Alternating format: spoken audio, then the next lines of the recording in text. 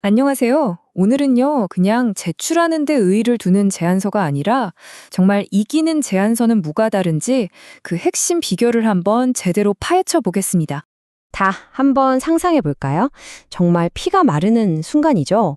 중요한 사업 발표일, 팀원 모두가 한 달 넘게 모든 걸 쏟아 부었는데 전화기는 잠잠하고 그야말로 회사의 운명이 이 전화 한 통에 달려 있는 겁니다. 그럼 실제 있었던 한 평가 사례를 통해서 제안서 쓸 때 절대 하지 말아야 할 게 뭔지 그 이야기부터 시작해 볼게요. 여러분이 만약 평가위원이라고 생각해 보세요. 중요한 프로젝트를 앞두고 제안서 4개를 딱 펼쳤는데 아니 이게 웬일이죠? 3개 회사가 낸 제안서가 거의 똑같은 거예요. 누가 봐도 같은 공급사 자료를 그냥 복사해서 붙여넣기 한 거죠. 이건 뭐 노력이 부족한 게 너무 빤히 보였던 거죠.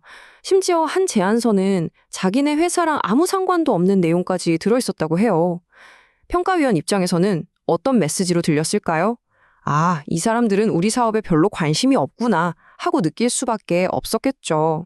그런데 말이죠. 이렇게 성의 없어 보이는 제안서들 틈에서 유독 눈에 확 띄는 제안서가 하나 있었습니다. 제일 큰 회사도 아니었는데 말이에요. 바로 A사라는 곳이었는데요. 다른 경쟁사들보다 규모도 작고 사실 기술적으로도 크게 다를 건 없었어요. 아니, 그럼 대체 뭐가 달랐던 걸까요? 차이는 정말 사소한 디테일 하나였습니다. 이 A사가 제안서 표지에다가 평가하는 그 회사의 새로운 비전 슬로건을 디자인에 싹 녹여냈던 거예요. 이걸 본 평가자들은 이런 생각을 할 수밖에 없었겠죠. 와, 이 회사는 진짜 우리에 대해서 제대로 알아봤네. 진심이구나. 이 차이가 결과를 완전히 갈라놓았습니다. 한쪽은 그냥 자료 복사해서 무성의한 태도를 보였고, 다른 한쪽은 작은 디테일 하나로 우리는 진심입니다 라는 걸 보여주면서 강력한 신뢰를 쌓은 거죠. 평가자들의 마음은 이미 정해진 거나 마찬가지였습니다. A사의 성공, 이게 과연 우연이었을까요? 절대 아니죠. 사실 A사는 자신들도 모르게 성공하는 제안서가 갖춰야 할 6가지 핵심 공식을 충실하게 따르고 있었던 겁니다. 이기는 제안서는요, 이 6가지 요소가 아주 균형 있게 들어가 있어야 합니다. 첫째, 일단 고객이 요구하는 건 다 맞춰줘야죠. 기본입니다.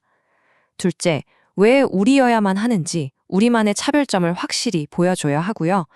셋째, 처음부터 끝까지 말이 통해야 합니다. 논리적 일관성이죠. 넷째, 뜬구름 잡는 소리가 아니라 구체적인 근거로 설득해야 하고요. 다섯째, 정말 중요합니다. 누가 읽어도 쉽게 이해할 수 있어야 해요.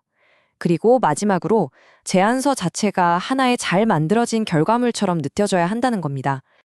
이 6가지 다 중요하죠. 그런데 만약에 시간도 없고 자원도 부족하다면 딱 하나만 골라서 집중해야 한다면 과연 뭘까요?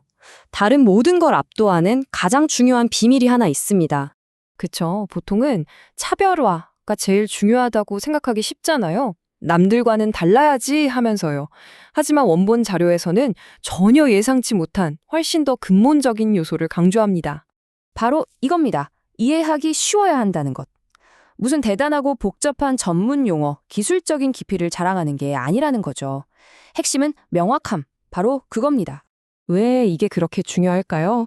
이유는 정말 간단해요. 여러분의 제안서를 평가하는 사람들이 전부 그 분야의 기술 전문가가 아니거든요. 그 안에는 재무 담당자도 있을 거고 경영진도 있을 겁니다. 제안서는 그 회의실에 있는 모두를 설득해야 하는 문서예요. 그러니까 쉽고 명확하게 쓰는 게 가장 강력한 무기가 되는 거죠. 그러니까 핵심은 이거예요. 평가자가 우리 제안서를 보고 고민하게 만들면 안 됩니다. 오히려 고민의 과정을 줄여주고 아주 쉽게 예스라고 말할 수 있도록 도와줘야 한다는 거죠. 이렇게 진심을 담아서 명확하게 만든 제안서는 우리를 수많은 경쟁자 중 하나가 아니라 믿을 수 있는 파트너로 만들어줍니다. 자, 마지막으로 여러분께 질문 하나 던져보겠습니다. 보통 성공하는 조직은 잘 짜인 프로세스, 뛰어난 전문가, 그리고 과거의 성공과 실패가 담긴 데이터베이스라는 3가지 자산을 잘 활용합니다. 여러분의 팀은 이 셋 중에 어디에 가장 강점이 있고 또 어디가 가장 부족한가요? 다음번 중요한 기회를 잡기 위해 무엇을 보완해야 할지 한번 생각해 보시면 좋겠습니다.